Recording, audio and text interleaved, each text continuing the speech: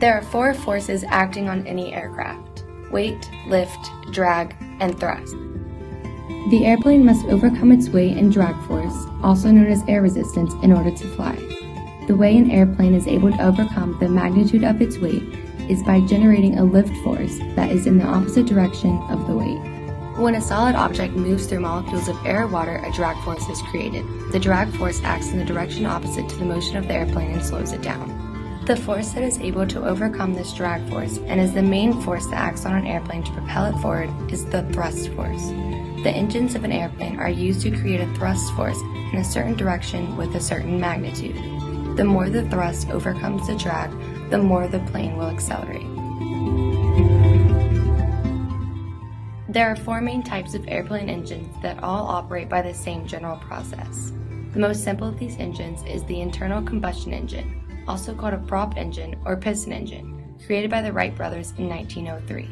It is a four-stroke engine similar to that of an automobile with an intake stroke, a compression stroke, a combustion stroke, and a power stroke. A key factor in airplane engines is that in order to accelerate, the plane must expend energy. The energy is supplied by the combustion of fuel, which creates heat. The engine then uses energy from the heat to do work on the propeller. Apart from the propeller engine is a more complex method of generating thrust. This alternative to piston engine propeller came around in the 1930s. Two scientists, Frank Whittle from Great Britain and Hans von Ohain from Germany, each had a patent on what we now call a jet engine. However, there is some speculation whether Ohain's patent was completely independent of Whittle's, as Ohain's patent came in 1935, 5 years after Whittle's. However, what is undisputed is the fact that Germany became the first country to build an aircraft powered solely by jet power.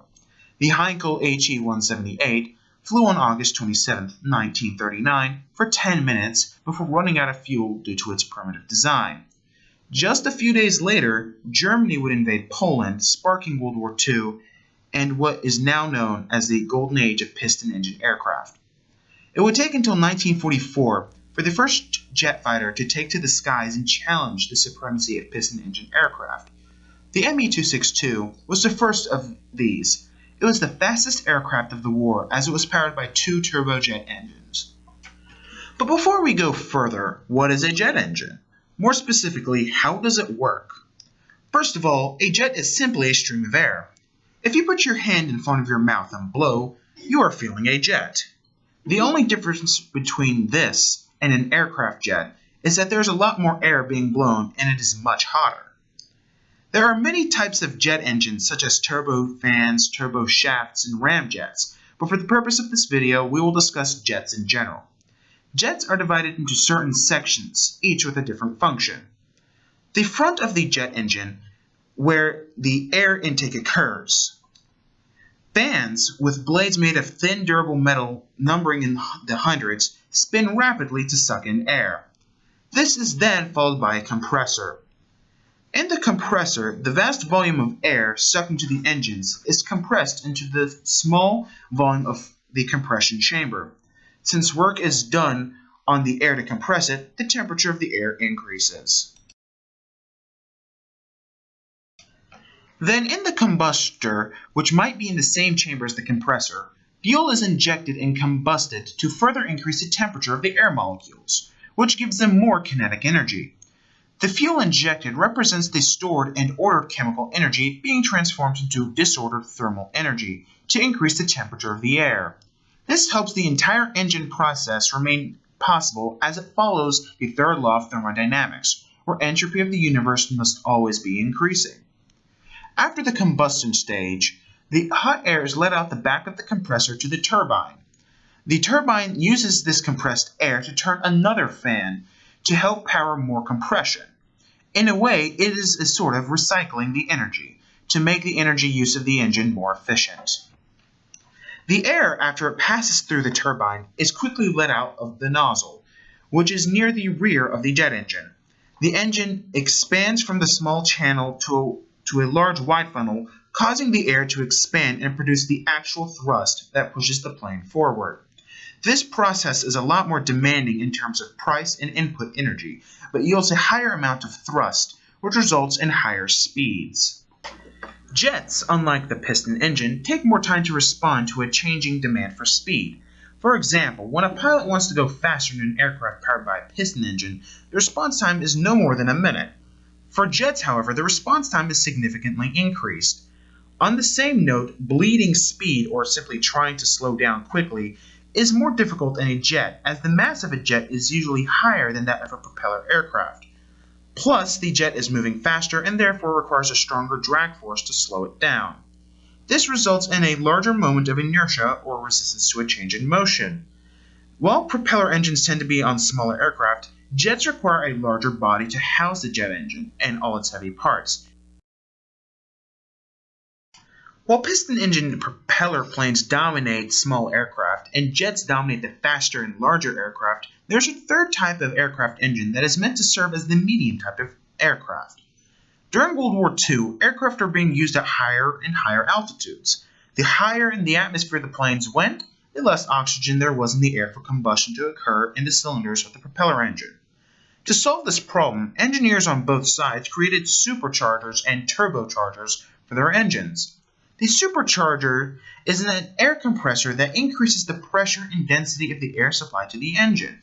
This extra air supplied contains more oxygen for the engine to use during combustion, resulting in a more efficient burn.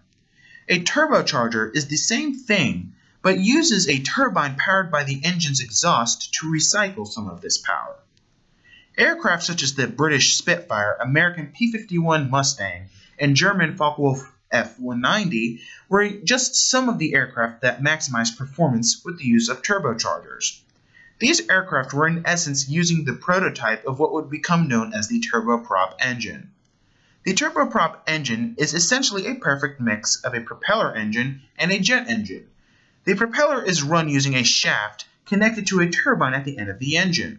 The propeller has grown in size since World War II and therefore can move a lot more air.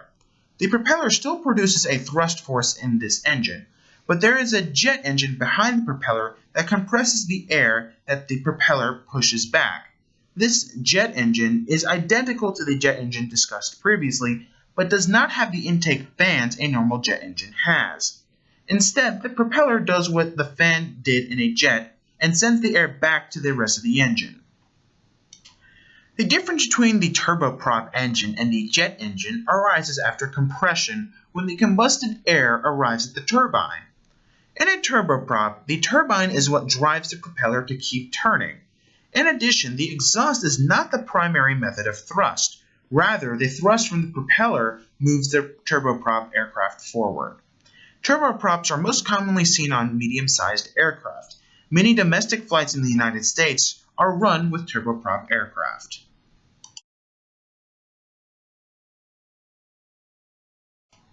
The most uncommon source of thrust for aircraft is rocket power. The rarity of rocket power can be summed up in one word: money. Rockets are more expensive to use than traditional sources of thrust and can result in catastrophes if not used right. Rockets have been used for centuries in fireworks and rockets for warfare. In 1944, German engineers deployed the first successful rocket aircraft to war, called the Me-163 Comet. The Comet managed to reach 342 miles per hour, which is even faster than the jet-powered Me-262, mentioned earlier. But perhaps the biggest feat accomplished by rocket engines was by U.S. Air Force Captain Chuck Yeager in 1947. Yeager piloted the Bell X-1, which used liquid fuel rockets to break the speed barrier and fly faster than the speed of sound.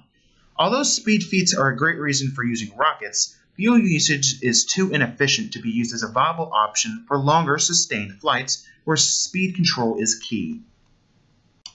There are many different methods to produce thrust to move an aircraft forward. Each method has its own perks and setbacks. Depending on what is demanded of the aircraft, different engines will be used on different planes. Yet the basic principle behind all engines is the same. All of them exhibit Newton's third law. As the air molecules are thrusted outward behind the plane, these air molecules push back on the plane, therefore moving it forward.